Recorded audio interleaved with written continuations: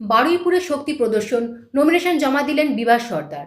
দক্ষিণ চব্বিশ পরগনার বারুইপুর পূর্ব বিধানসভা কেন্দ্রে তৃণমূল কংগ্রেসের প্রার্থী বিভাস সর্দার মনোনয়ন জমা দিলেন জোরদার শক্তি প্রদর্শনের মধ্য দিয়ে।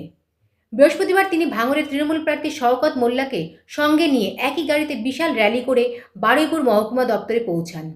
র্যালিতে অংশ নেন অসংখ্য তৃণমূল নেতা, কর্মী ও সমর্থকরা।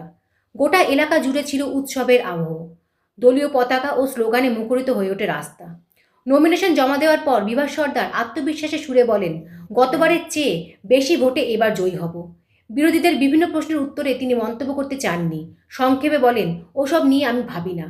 নির্বাচনের আগে এই শক্তি প্রদর্শন যে তৃণমূলের সংগঠনকে আরও চাঙ্গা করবে তা বলাই বাহুল্য। জামালউদ্দিন সর্দারের রিপোর্ট, 72 ঘন্টা। মানুষের আশীর্বাদ, বারুইপুর পূর্ব বিধানসভার মানুষের আশীর্বাদ, দোয়া ও সমর্থন প্রার্থনা করছি।